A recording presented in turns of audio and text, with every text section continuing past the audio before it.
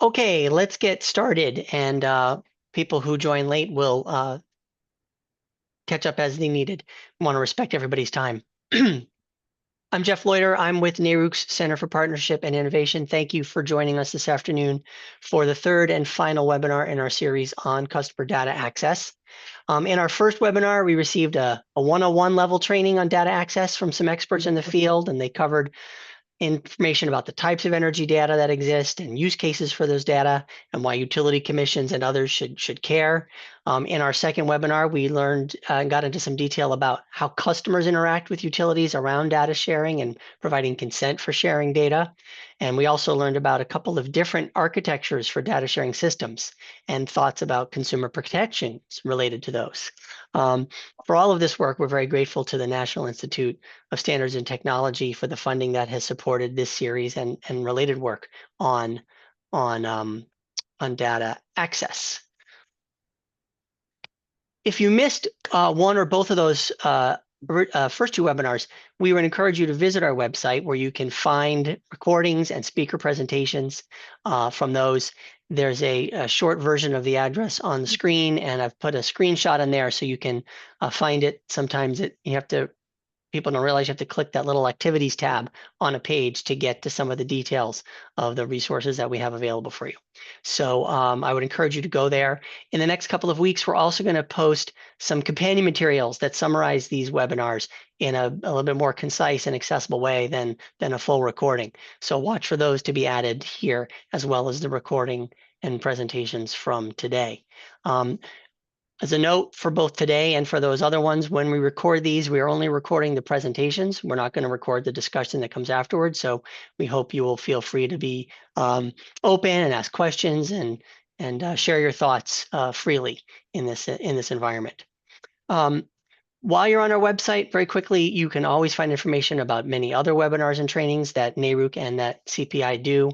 Here's a few that are coming up in the next several weeks. And of course, don't forget our annual meeting, which is coming up.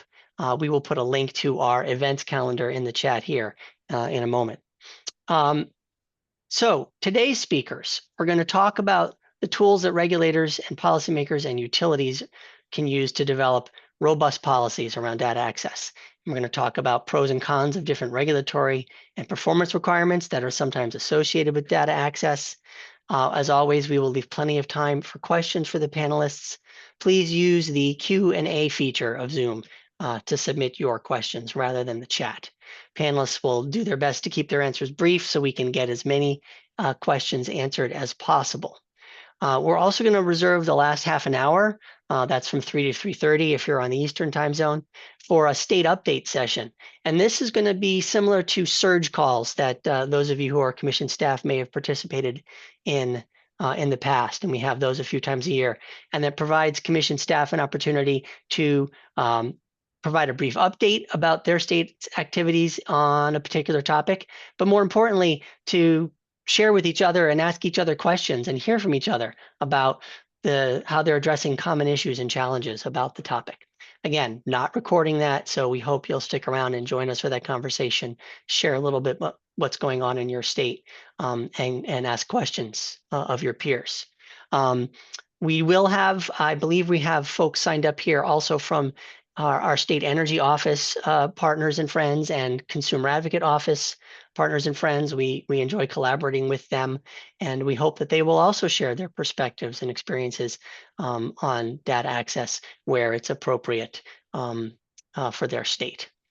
So I'm going to turn it over now to our moderator, the Honorable Adogu Obi Linton, Commissioner from the Maryland Public Service Commission, has graciously honored us with his presence to moderate today. Commissioner Linton was recently appointed to his third term, and he is a member of NARUC's Committee on Consumers and the Public Interest. He formerly chaired that committee, and that's not surprising because prior to being appointed as a commissioner, he served as the director of the Consumer Affairs Division of the Maryland Public Service Commission, among other roles there. So with that, I will pass it to you, Commissioner Linton, and thank you for being here with us today. Thank you very much, Jeff, for the opportunity and for the warm introduction. I appreciate you actually got my name very well done. Very well done. I appreciate that. Thank you also to the Center for Partnerships and Innovation and to NARUC for allowing me the opportunity to moderate what I consider to be a very important panel and important discussion regarding data sharing. So congratulations to both CPI and NARUC for continuing this conversation. We're pleased to have three very special panelists here today to talk to us a little bit about data sharing from three different levels. We'll first talk about it on a more broad level, and we'll then narrow it down to an individual company and more specifically beyond that. And so uh, I know we have a lot to talk about, and so I don't want to spend too much time in the front end because we'll get into a lot of those details along the way. So let's get started with introducing our first speaker, who is David Farnsworth. David was a Vermont Public Utility Commissioner staff attorney and hearing officer from 1995 to 2008. And during that time, he was co-chair here at NARUC at the staff subcommittee to the Committee on Energy Resources and the Environment. And from 2004 to 2005, he was chair during that time. He was vice chair of the NARUC staff subcommittee on the Committee on Natural Gas from 2000 to 2002. I believe David is prepared, and I will turn it over to him. Thank you, Commissioner, very much. Can you all hear me okay? We can, yes. Great, thank you. Well, it's a pleasure to be here. And thanks to Jeff, thanks to NARUC.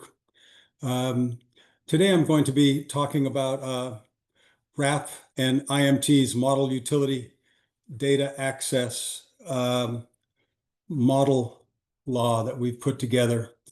So why don't we just perhaps move to, well, just before we move to the next slide, there's so many, there are many different aspects of data. Data is a short word like tax. Very simple, right? We know that tax is not simple. Well, data isn't simple either. There are many really interesting aspects.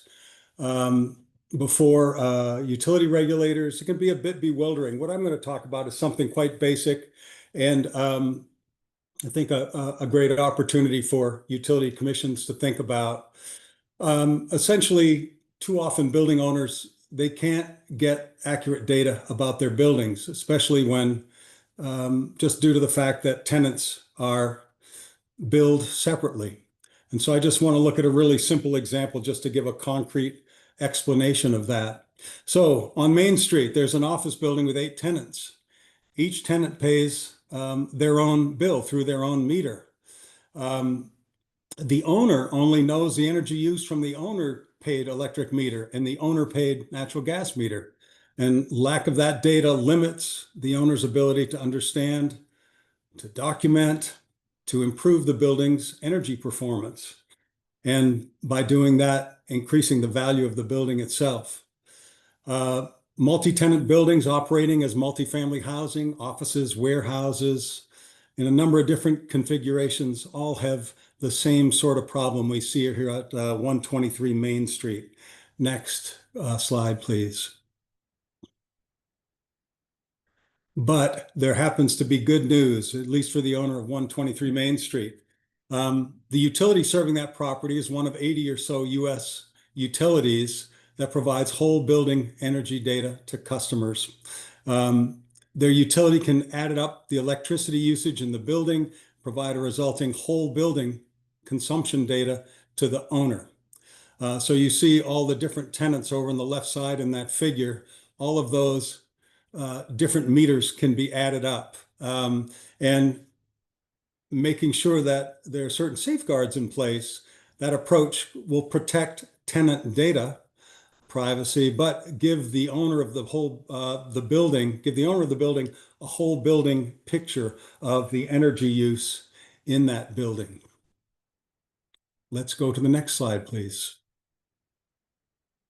So across the US, I use the number 80, 70, I'm going to throw around 70, 75, 80 utilities currently offer data to commercial and multifamily customers.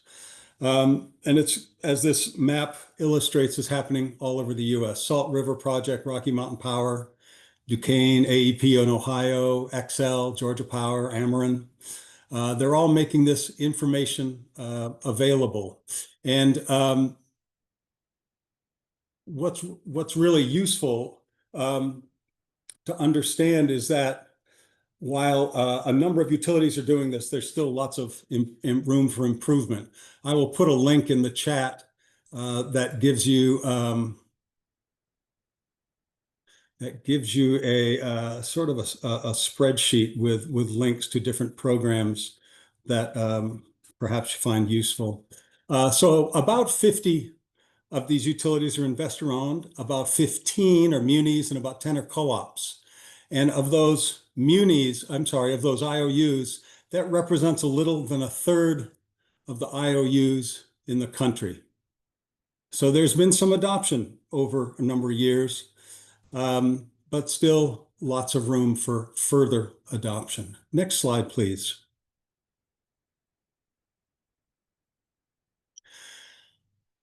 When utilities provide this information, the most common platform for sharing this, it's established quite a while ago, is referred to as Energy Star Portfolio Manager. It's a no-cost online tool that was developed at EPA. It allows a building owner to assess the whole building energy use. Portfolio Manager provides a score. It also allows you to compare one's building to other buildings, 10,000 square foot building built in such and such a year. You can make these comparisons. It allows you to track changes in energy use and water use over time in a single building, or if you're a larger firm in groups of buildings or your entire portfolio. And of course, it allows you to track the savings associated with that. And Portfolio Manager, unlike other programs that get into a whole lot of detail, really needs one basic input, and that's 12 months, 12 consecutive months of someone's utility bill. And when I first read about this years ago, I thought, wow, my grandparents could have provided this, right? I mean, they were paying utility bills back in 1920. It's no joke. It's simple. As simple as that. 12 months consecutive monthly electricity bill. So it's basically that simple, and it will allow what will result is aggregation of different different accounts in a building. So there's protection for the individuals, but it allows for a view of the entire building. Next slide, please.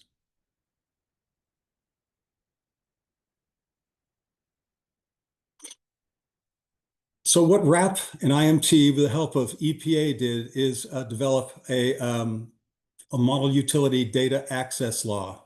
And what we wanted to do was take the lessons learned across all these different utilities and other jurisdictions, take the lessons learned and develop a model that states could use, that utility commissions could use if they're inclined to develop their own set of rules or to adopt in the form of a statute at the legislative level.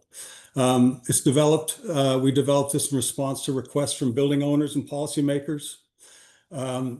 We put this out at the end of 2023, and it's available at the link at the bottom of that slide there. We have various versions of this law. There's an annotated version. There is a version without annotations, and there's a version that focuses on water savings as well. Our annotated version, just to give you a sense of this, it contains sections that explain the purpose of a certain section. It explains provisions in the section and goes into greater detail, explaining definitions, for example.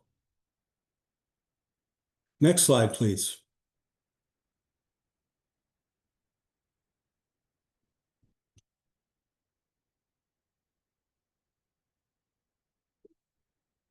So in a sense, what this model legislation does is in fact, it is a model. So it can be used as, let's say it's soup starter. You can do a number of things that you want building on this model. You can follow it to the T. The choice is yours. The purpose here was to balance access with privacy. Programs all across the country have developed approaches that ensure privacy of individuals, which is most important to making this work. Utilities share aggregated consumption data with building owners. They do it digitally at the account owner request. Sets up the agency. In most cases, this is going to be the utility regulator. Of course, it's different for a muni or for a co-op, and it codifies what we think are best practices from 80 plus utilities across the country. It puts requirements on the utilities and the rule writers, requiring nothing from owners, and it provides access to owners, landlords, and their designees. The idea is it enables cost recovery for utilities, implementing systems to share data as directed by utility programs. Next slide, please.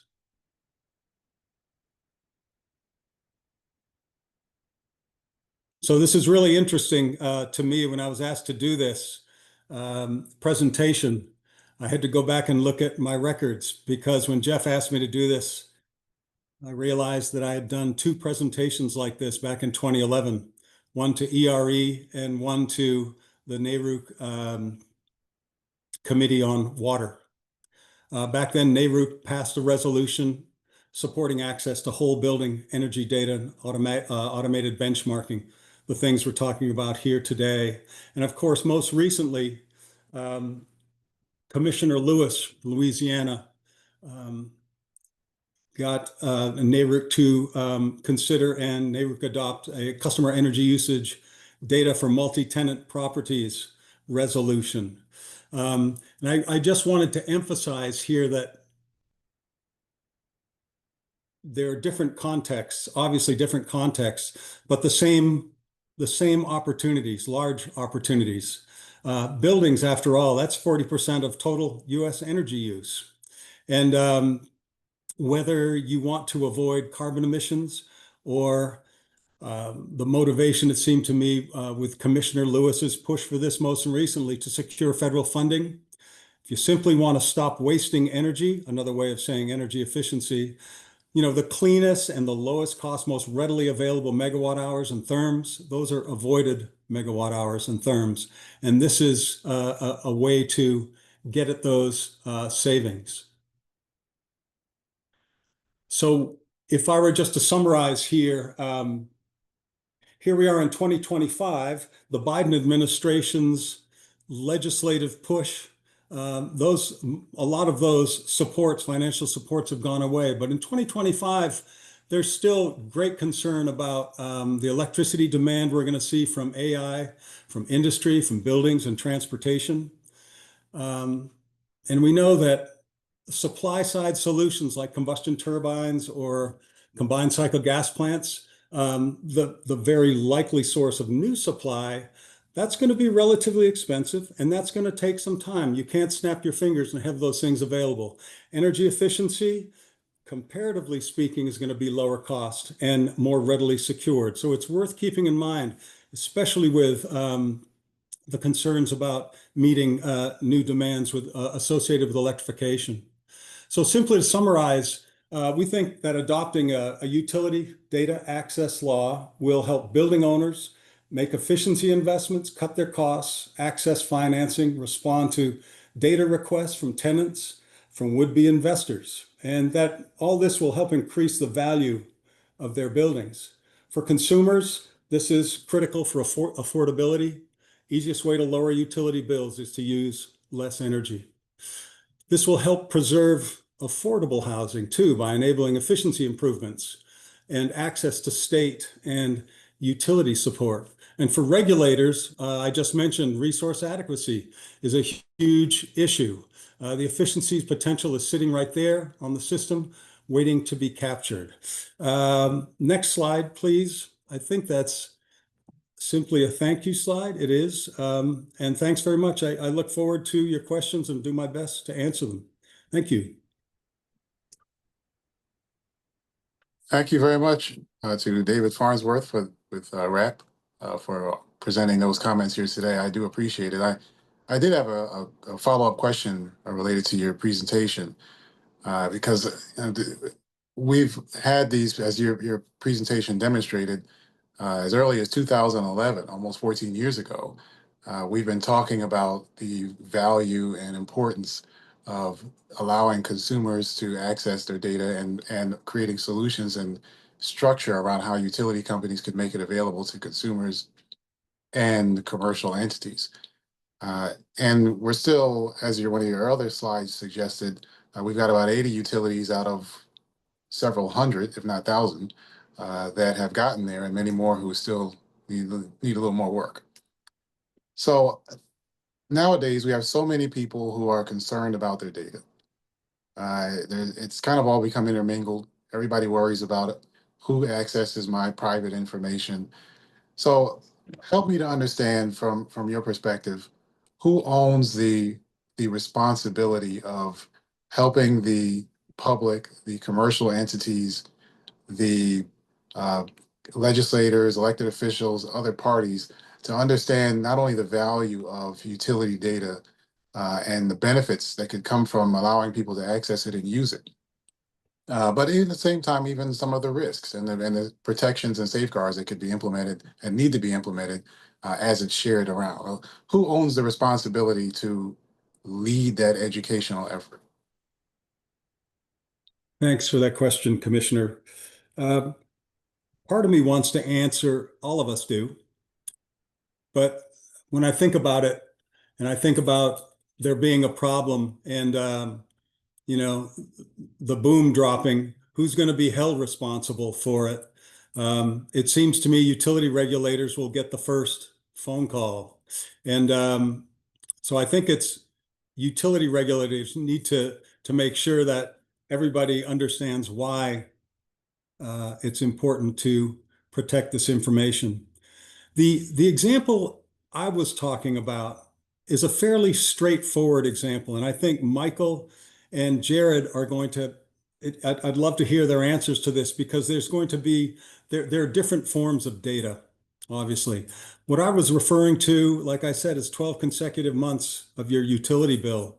Fairly straightforward. There are a number of approaches that have been developed across the country over the last 10 or so years that can help protect that data and to make sure that customers concerned about their data are not going to see that information shared in places that where it's not supposed to go.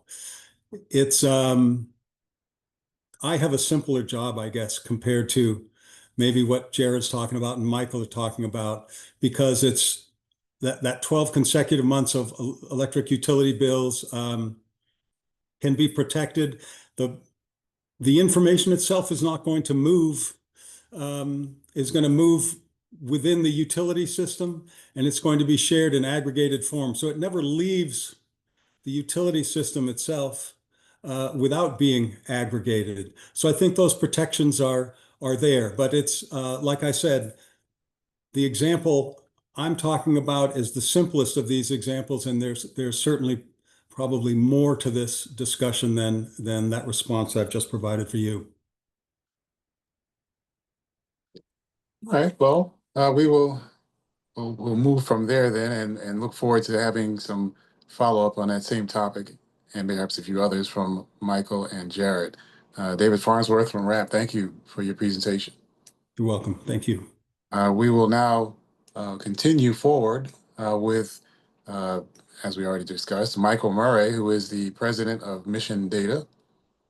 He's actually been president since 2017. Michael, thank you for being here today. Thank you, Commissioner Linton. I appreciate it. I am going to give a different angle on this from David, whereas David spoke about whole building aggregated usage data for Energy Star benchmarking. I'm going to speak about individual customers sharing their individual meters over which they have control and they're the account holder. And that's what we call data portability. And so I'll go into that and provide a few references for some tools and resources for those of you watching to get a sense of where different policies are landing across the U.S. A quick background on Mission Data. We're a nonprofit that focuses on data portability. We're really the only organization that has this focus. Again, it's on individual customer data. So I have respect and appreciation for the whole building aggregated data conversations, as well as those around grid planning and operations data. Those are not two areas that I work on. So we'll just be talking about customer control over their own information. Next slide, please. So here's how it works at a high level. If you are at home and you're wondering, what can I do to save on my utility bill? Are there some energy efficiency things I could be doing, low and no cost measures that I should look at? How much could I save if I installed rooftop solar or a heat pump or something like that? In our view, it should be easy to share that data with Acme Energy for your particular account, your particular meter. And there's a variety of services that you could access as a result of consummating that exchange. Some could be a one-time historical analysis and snapshot. So that's the iPad on the right, making an annual bill savings forecast, let's say, for deploying certain technologies, devices inside the home. You could also sign up for an alert service, and that's the text message. So if your usage goes to a certain level, if you're in a peak demand period, there's all sorts of applications where timely use of information and in consuming that in an ongoing way could deliver a lot of value for you as a consumer. It's important to keep in mind that this exists already today often in many aspects of our lives. So this is not, although you may not have it in your state, you may not be familiar with it, it is still a mature technology. In the energy sector, there's about 41 million meters nationwide that have this mandate. Many of the states, California and Texas come to mind, have many, many years of experience doing this. There have been no privacy breaches, no cybersecurity risks, nothing like that to my knowledge has ever happened in those states. The banking sector uses data portability as well. It's not as well known in the United States, but the UK, Europe, other countries, 100% of sharing banking transactions to see if you can get a lower interest rate at other banks, things like that is very, very easy. And that comes from putting the customer in control. And then finally, in the healthcare sector, we, through some bipartisan legislation, the Centers for Medicare and Medicaid Services will fine a hospital or a clinic network up to $1 million for instance of data blocking. And so data blocking is when a patient says, I want to get a second opinion on my medical condition or my diagnosis, or maybe see if I can get cheaper pharmaceutical drugs somewhere else. They want to have that information transferred. And if that hospital or clinic network says, no, we're not going to do that, we're not going to let you do that because we want to keep you in our world and keep you buying products from us, that's where you're eligible for this blocking penalty. So that my point of mentioning this is there's a lot of maturity, both in terms of the technical ways that this is handled, as well as some of the governance and best practices that, again, the idea is put consumers first, let them decide where they want to share their information. So whereas David in the previous section was talking about sharing it with Energy Star, I'm talking about sharing your individual information with anyone. So that could be a particular heat pump contractor that you want to do business with. It could be a smartphone app to help you with manage your energy costs. It could be, if you're a commercial building customer, it could be a tool that helps you report your energy and emissions for a lot of Fortune 500 companies all need to report this information. So a lot of different uses. Next slide, please. So we'll show you this map quickly, so you get a sense of where the green button, which is the name of the technical standard for exchanging your usage data electronically, has been implemented. Feel free to check out this map and give us some feedback. Jeff, if you could show that up, bring that up. I'll just give you one example. Oh, great, thank you. So you can see all of the utilities in green are the ones where there is data accessibility in terms of the ability to have that transferred directly to the third party, the other entity that you wish. Jared, I have an apologies for Jared, because Jared's Eversource's system just went live very recently. He shows up as gray on the map in Massachusetts. My apologies. We're going to change that. It's going to be updated soon. And so one resource for those of you that may be important, Jeff, if you could go in and select MISO from that list. I wanted you to get a sense of there are customer data points that are necessary for DER aggregations to participate in wholesale markets. We did a significant research project across all the ISOs and RTOs, including the ISO in Ontario, and we documented whether it's in the tariff or it's in the business practice manual of the ISO, what customer data fields are required. And so this is often a really important issue of, if demand response is going to be able to function, there is a requirement that needs to be there on the utilities to provide corresponding information. And this goes beyond just your usage data, by the way. So kilowatt hours and meter data, that's obviously critical, but it's not the only one. So Jeff, if you could click on the DRR type 1 resource, expand that. So we have citations here to where you'll see this is required. If you're going to aggregate resources in MISO, you need 5-minute usage data. You need the customer name. If you can scroll down a little bit more, you need the customer email address. You need the customer telephone number. You need the premise address, meter number, the load serving entity. Again, all of these things is customer data that's held by the utility that is necessary to register and to settle those resources in wholesale markets. So one thing that we're doing as part of our advocacy is making sure there's alignment between those state regulations, and if you're part of an ISO and RTO, making sure that there's continuity between those two sets of information. So if you could go back to the slide.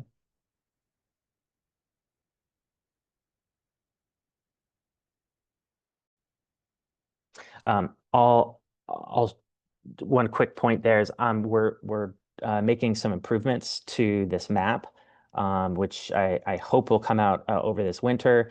And that has a state-by-state policy view. So whereas before you were looking at individual utilities, our hope is that this policy view would be useful for many of you to benchmark your state's policies about this individual data portability, different aspects of it. So have a look for that over the winter.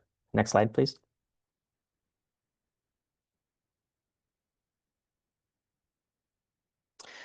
So on that policy view that is currently under development, we're going to be looking at 8 or 9 different attributes of state policies on its sharing of individual customer data. And one of those, perhaps the most important, not the only one, but an important one, is eligibility. So who is eligible to receive customer data with the permission of the customer? And there's quite a range. We have 50 experiments in democracy. And so we have, relatively lenient standards to relatively onerous standards.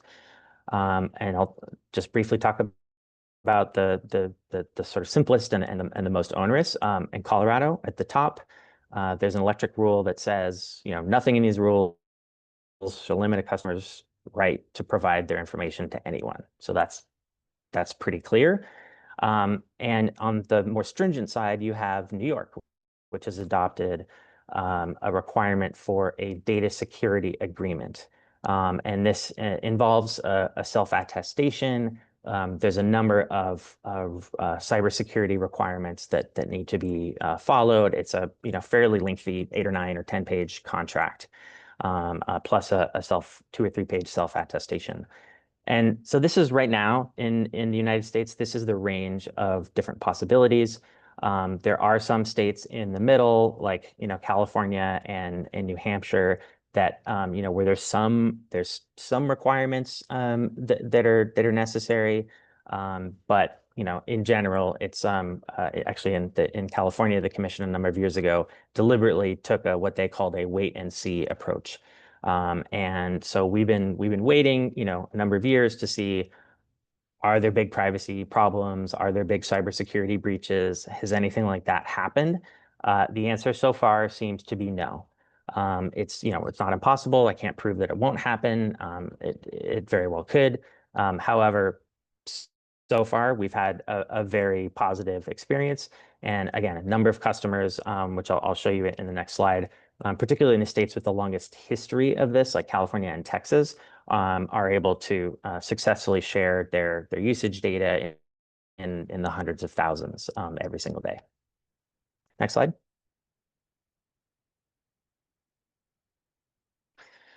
So some of the attributes of a good, successful implementation of data portability, I'm going to start with California.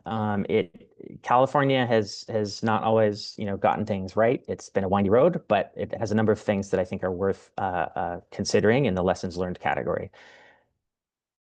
The thing California did right was that they specified a complete data set in the rules. And so for resources to participate in CAISO, every single piece of information, there's something like 17 or 18 pieces of information for every customer. That is specified in the rule. The utilities are obliged to provide that to a third party with customer direction. And so there's no mismatch there. So that's excellent. That's very good. The chart you're looking at has to do with the utilization rates of this data sharing system. This is from a few years ago, 2016 to 2018. And within a relatively short period of time, there was over 100,000 people sharing their information for third-party demand response specifically. So this chart was for the third-party demand response data sharing. This does not describe the total number of customers that have shared their data for any purpose. That's it's a much larger number than what's here. But I wanted to show this because this sort of steep increase in utilization occurred after a number of improvements to the user experience were rolled out in 2016 and 2017. So in reducing the number of steps that a customer has to take. So it used to be this very onerous, complicated process that very few people got through. Now it's just 2 or 3 steps.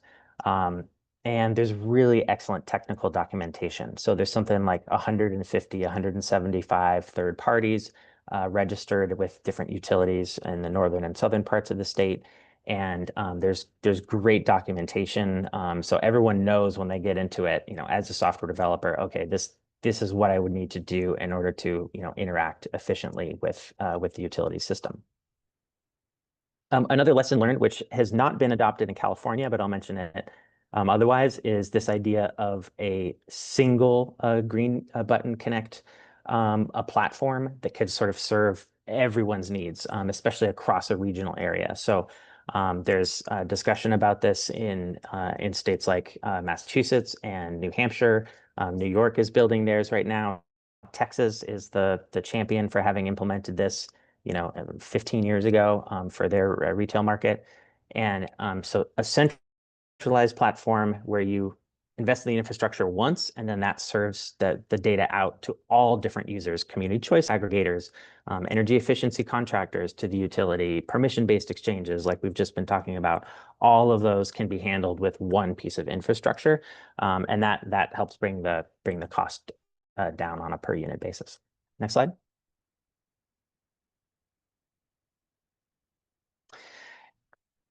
So on The flip side, some of the lessons learned we've seen where the utilization rates seem to be much lower, where customers are either not availing themselves of their ability to share data or have trouble availing themselves of that right. I'll go through just a couple. In Colorado, some of the data we've seen is not so good. They have just a tiny percentage of customers have shared their data successfully. It's only been available for the last, 2-ish years, something like that. And one of the lessons learned there was real world testing was really lacking. We did some testing and found that a lot of customers just simply were not able to complete the process because the utility's webpage wouldn't load. They would go through the process to share their data and nothing would happen. So it would appear to the user like everything was fine, but in fact, nothing was, it was buggy. And so it didn't actually complete the process. Actually, one of our own employees went through this, and the website says, "Oh, you've successfully shared your data," and it still doesn't seem to have ever occurred. So, real world testing is really important. The complete data set, I mentioned that. A lot of utilities and commissions focus on the smart meter data, and there's a focus on kilowatt hours, and that's really important. I love that. Love analyzing meter data. That's not the only thing that matters here. You might need the transmission zone for aggregating DR resources. You might need bill line items for seeing whether a competitive supplier might provide you with a better rate. Right? There's all sorts of other information besides kilowatt hours. So I'd encourage you to think beyond the meter.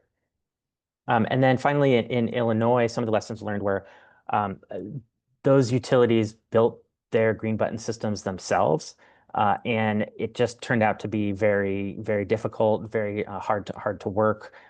We actually tried to register with some of these utility systems, and we're not able to do so. And so it's publicly advertised as being available, but in reality, it doesn't seem like it's actually functional. We haven't heard any other companies or people who've been able to successfully complete a transaction there. So again, having good vendors who have the experience doing this can de-risk it from an implementation point of view. So next slide. And the last thing I'll leave you with are a couple of resources, particularly, my friends who are consumer advocates or commission staff often think about what does the consumer actually see when they go to share their data? Because that is where the microscope comes on for consumer protection. So what are the disclosures? How clear is it so that the consumer knows what they're getting into when they go to click the yes, I agree button?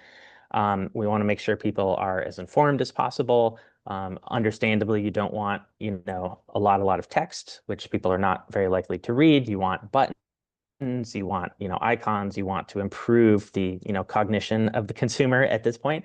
And so we built a mock-up through a Mission Data Labs. The link is here, where you can see on a mobile device or our website a mock-up of what the consent process ought to look like.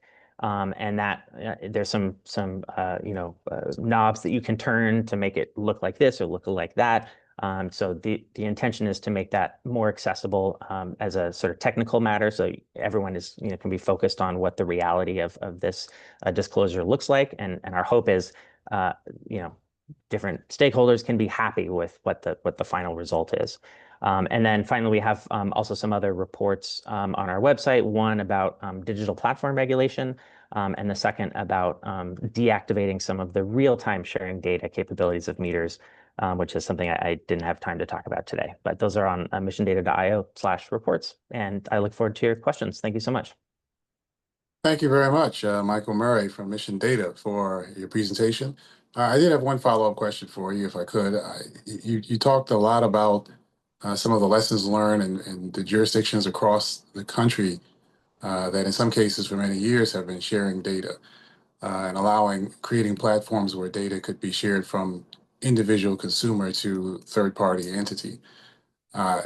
For those states that have not yet moved in that direction, or perhaps for those utilities that have not moved in that direction, one of the challenges that I've heard mentioned is concern about the duty to protect the data. Who owns that responsibility? We already know that the commissioners and the regulators will be the first ones that will get the first phone call. Who do the commissioners then have to look to say it was your obligation, it was your duty to make sure that the data that was shared in a way that allowed it to be protected so that consumers were not harmed on the back end? So there's two discrete issues there. One is the utilities duty.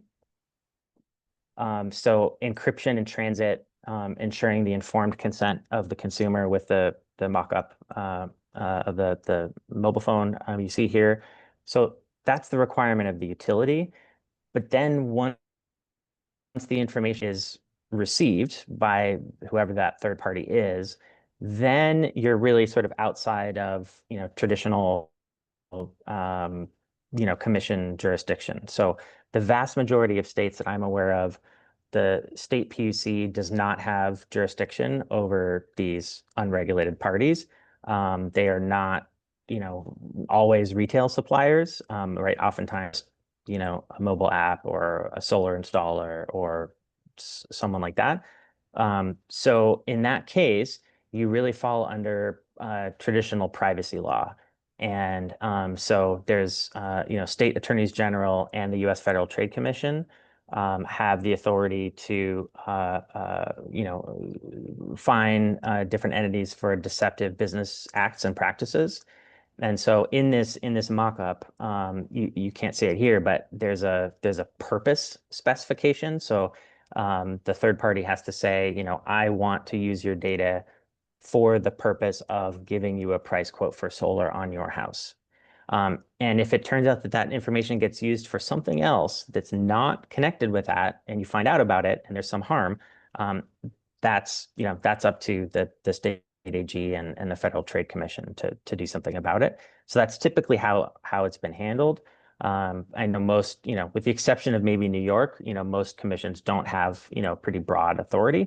But nevertheless, that hasn't stopped them from requiring the utilities to then in turn require through contract some privacy protections or representations about how that data will be handled, again, subject to enforcement by state AGs. So that was suggesting that there needed to be some coordination, if not initially, at some point along the process, to make sure that your state AGs, for example, even know that they now have this obligation. That's right. And I would say that's true with, banking data, healthcare data, there's all sorts of other personal data that people share, for all sorts of reasons. And, the FTC in recent years has been increasingly active on that from an enforcement point of view. So, sure, they would need to be aware of it. But the other thing that I think might be helpful is that, and we've advocated for a receipt, so an email receipt of when you say, yes, I'd like to share, then that, a receipt of that transaction should be emailed back to the customer. And then if there ever is some dispute, if they think, oh, I did my data with this person, sometimes you can go back to that record and say, oh, okay, that was me. I did go ahead and share that. Does that eliminate all of the problems and the harms? No. But if it was, if the entity changed names or you forgot what happened, sometimes there's just confusion and mistakes get made. And that receipt is an important part of, determining whether there was a privacy abuse that occurred. Great. Great. Well, Michael Murray from Mission Data, thank you very much for your presentation today. And last on our panels, we have Mr. Jared Lawrence from Eversource. I thought it was interesting to learn that Jared was the founder, and he still is the founder and executive committee chair for the Utilities United Against Scams.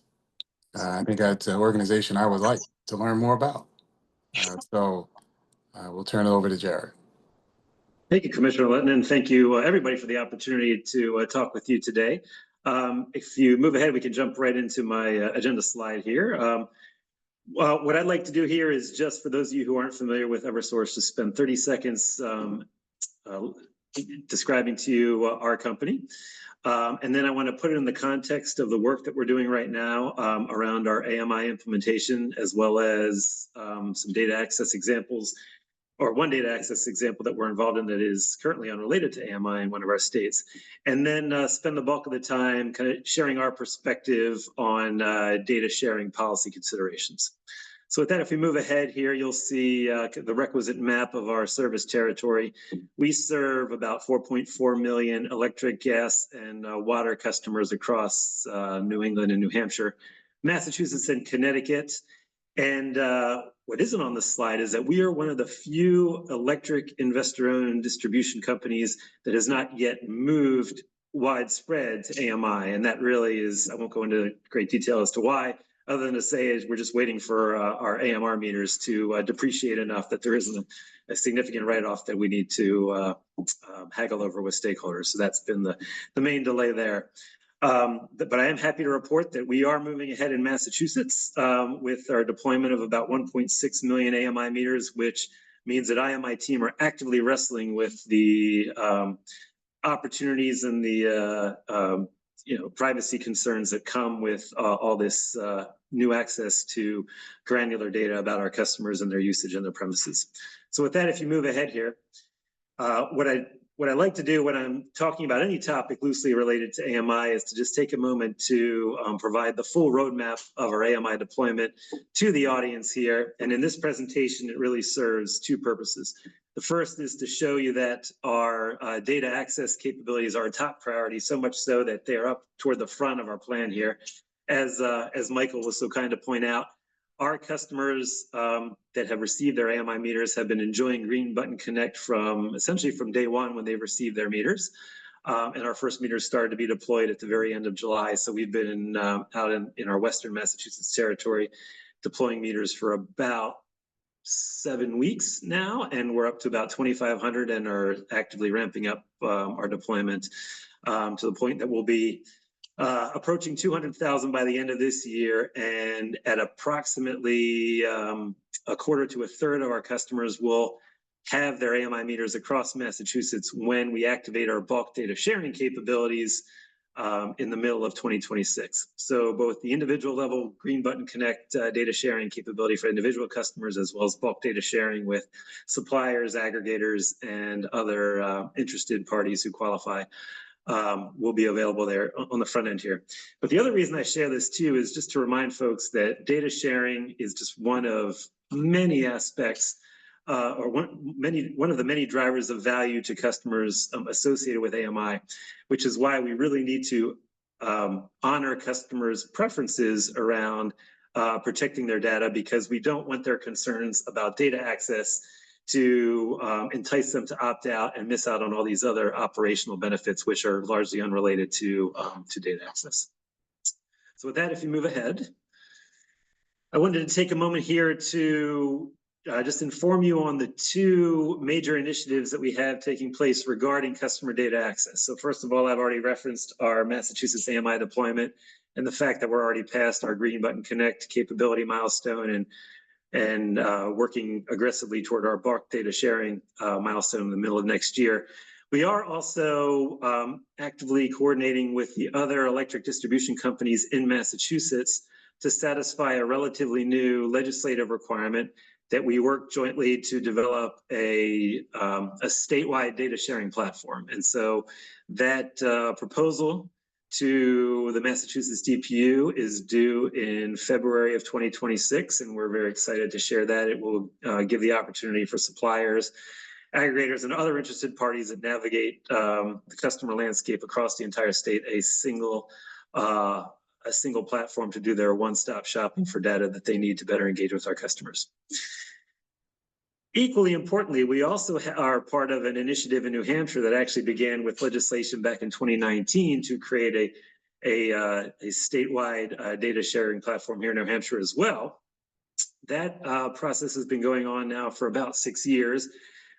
we have worked with we and the other EDCs have worked with a variety of parties to arrive at a high-level design, a governance council, and the business requirements for an RFP, which was just issued this June, all aiming toward a deadline in December to present the final design recommendation and the RFP results to the New Hampshire Public Utilities Commission, who will then deliberate over it and then make a decision as to whether the design and the RFP results are cost justified and in the public interest for us and the other stakeholders to move forward. So eagerly awaiting a decision in that as well. So that puts in the context the two major initiatives we have here. As we think about our approach to informing or to influencing data sharing policy, we at Eversource really keep three key principles in mind. The first is delivering that full scale of AMI value that I showed you before. The second is driving customer engagement, meaning that customers are really finding the insights and analysis that arise from the use of their data to be useful and something that is beneficial for them to engage with and pay attention to. And of course, that we're respecting their privacy preferences, because that is key to maintaining customer trust.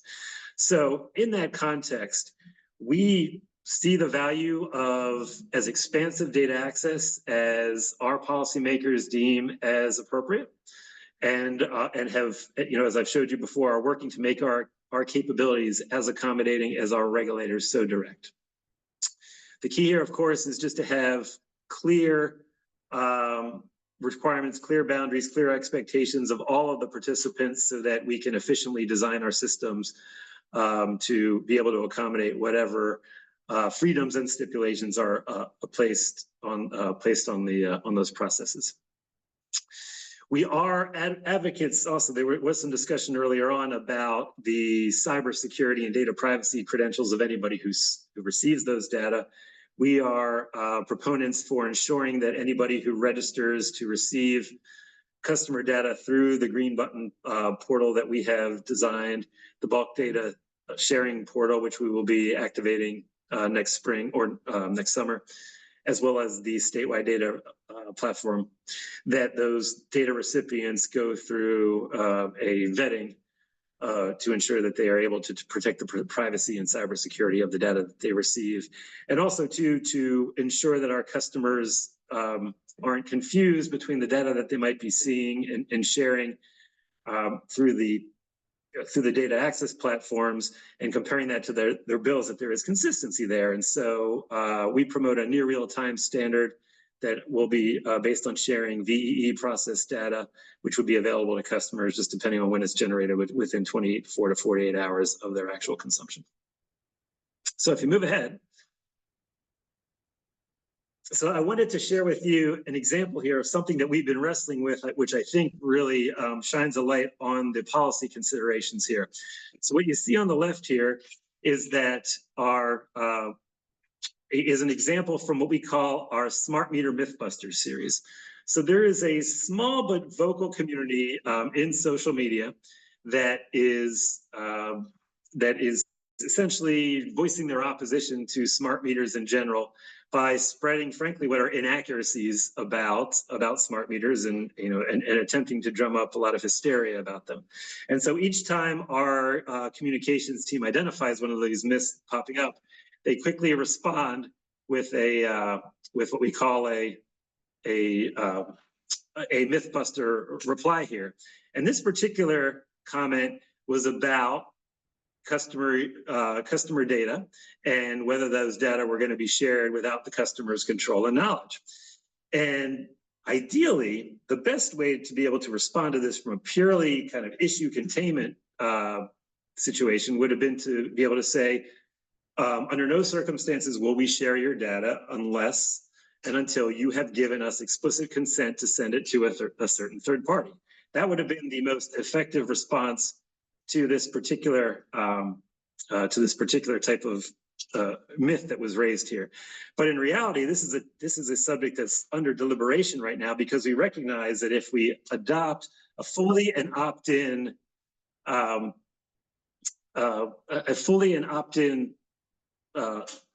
posture, that customers aren't going to take, essentially put in the effort to go in and activate those preferences. And so we're going to see a significant loss on the participation side. But the alternative, of course, is if we default them in, then the answer to this question isn't nearly as straightforward. So we really wrestled with the response to this myth here, the facts section down below. And this is what we arrived at. And I won't read that. But as you can imagine, a factual response to a customer talking about whether their data are fully controlled would be like, well, you have total control unless you're part of, one of the roughly 80% of customers in Massachusetts who are part of a municipal aggregation, in which case your municipal aggregator and your supplier are going to have default access to it unless you rescind that. You can tell that even though that's factually true and there's good rationale for that position, that's much more difficult to explain to a customer than no, you just have complete control over your data. So with that, if you move ahead, I'll kind of bring my remarks to a conclusion here by talking about what we think are the keys here to the keys to success in the space. The first is preference management, and both David and Michael did a very nice job of showing examples of that. This is a screenshot from our preference center for our new Green Button Connect, as well as where suppliers will essentially will have registered and qualified to be able to receive customers' data. And so making that preference management as easy as possible will give customers the confidence that they really do have control and will take the time to understand the uses there. But the other piece that I'd like to stress is that it really is incumbent upon the third parties who receive the data to deliver tangible value to customers to continually earn that access. And to illustrate that point, I want to share kind of two examples from my personal life that you all can probably relate to. So on the one hand, I want to use the example of Google Maps. So Google Maps, essentially, if you allow them to track your locations and access your cellular data, they know exactly where you are at all times. They probably know whether you're driving according to the laws. They know where you are and when, and if they're triangulating data, they probably know who you're with as well. That is a level of privacy compromise, I would say, that is vastly more involved and just vastly more detailed than anything that we're talking about sharing here from a utility perspective. But I let them do it all day because Google Maps makes my life so much easier. They make my drives quicker. They help me to avoid frustration in traffic. They make me more efficient. So they're delivering value to me in exchange for my accessing my data to them. On the other hand, I have my credit files blocked with every single one of the major credit bureaus because when I am not in the market actively seeking credit to borrow for a home or a car or whatever, there is absolutely no value to me, or nearly no value to me, for all those bureaus to be making my data available to other entities. In fact, it's probably in my interest for them not to be, more in my interest for them not to be doing that. And that's because there's really very little value proposition for me to be proactively sharing my data with those bureaus.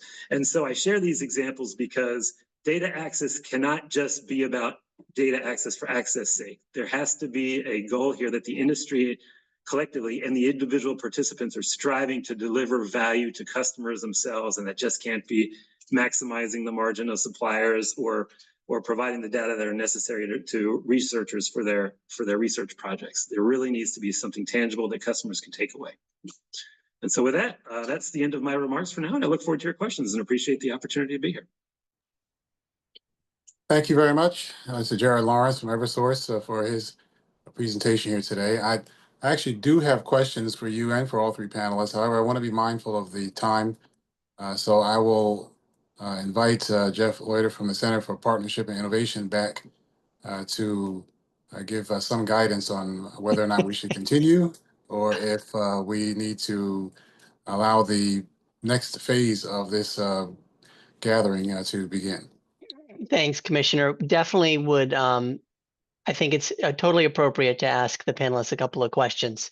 I think that's valuable. So we do have one question in the Q&A, although it was more of a clarifying question. But if you want to go ahead and ask your questions, we'll give other people a chance to put questions in the Q&A, and then I'll get back to you. Sure. Well, I appreciate that. And my primary question I was going to ask if Jared Lawrence would be the one to start with it, because in his presentation, he certainly detailed the process that Eversource is moving through now in their service territory for allowing access to data. And I wanted him to just discuss on a more generic level the different challenges they are going through with implementing access to data there, and what he sees that other companies may be facing in other areas as well. Oh, well, thank you for that question, Commissioner Linton. I think the challenge is more so on the just reaching a consensus on that balance between providing as expansive access as possible, as opposed to respecting privacy. We and at least the other EDCs that we work with, even though I can't speak for them, have really taken the position here that it's a no-lose proposition for us to install capabilities that accommodate as expansive a data sharing policy as possible, because it's always easier to turn on certain limits, certain criteria, if that's the direction that we need to go due to policy directives or due to a tide of increasing concern on customers' parts. So essentially establishing those standards allow us to, as efficiently as possible, implement our systems. But absent those, we're going to be as expansive as possible without violating any directives that we receive on the back end. I think the other question too is along the lines of building aggregation. So and thank you, David. That was an excellent conversation about the EPA Energy Star Portfolio Manager. That's a good example of something that can be used at the individual building level. But there's also a lot of interest in receiving kind of territory-wide aggregated data. And we just completed an effort to comply with Massachusetts law requiring us to disclose building level aggregation data for large buildings greater than 20,000 feet. And unlike our Green Button Connect and our bulk data sharing, which is going to be an automated process, that was a highly manually intensive process. And the reason is that there's not really a good convention out there for identifying subunits in a large building, number one. And also number two, the users of the data, each one seems to have slightly a different set of preferences here. So we found that the first effort was manually intensive to comply with that. And so our advocacy would be really to essentially just authorize any researcher, institution, government body who wants to engage in building level aggregation to just make them an authorized recipient of the bulk data in general, and then have them perform their own building level aggregation however they see fit. But absent that, adopting a very clear and concise standard that can be adopted across multiple states so that we can all implement one standard similar to Green Button Connect. So thank you. I'd invite both either Michael or David to also answer the same question.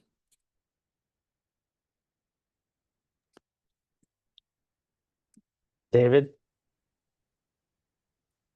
you're on mute. Sorry, I'm on mute. Thanks. Thanks, Michael. Well, I think in the context of the model law that we've developed, this gives me a chance to be a little bit more precise in my initial answer to you, Commissioner, by the way. What we did is recognize that the mechanism to protect individual accounts is to aggregate.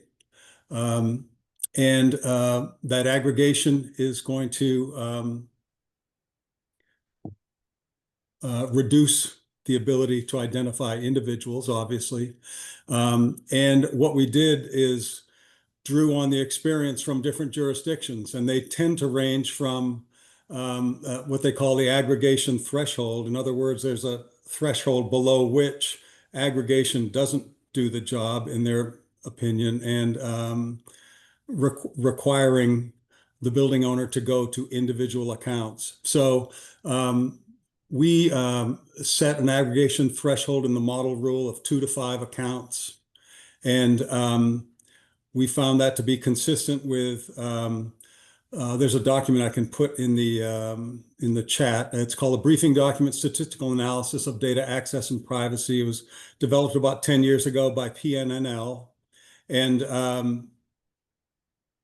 I guess my takeaway here would be this is not an exact science, but you can get down to roughly, as I said, 2 to 5 accounts and then aggregate above that and feel comfortable with that. Standardizing that, as Jared suggested, will obviously make things, standardization always makes business run more smoothly.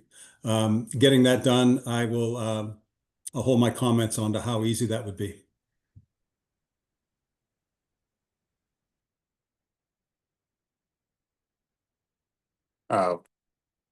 Michael? I guess the only thing I would say is that in my experience, a lot of these conversations around data portability get hung up on what is the aggregation threshold that we want to use for aggregated data. And I understand that, but individual permission is a totally different track than aggregated. And so our recommendation is get the individual permission based first, because you're much less likely to have any sort of privacy concerns with that, because people affirmatively want to share their information. They're trying to find a way to do it efficiently. Do that first and then address some of the aggregation questions. All right, well, I'd like to thank all three of you for your presentations here today.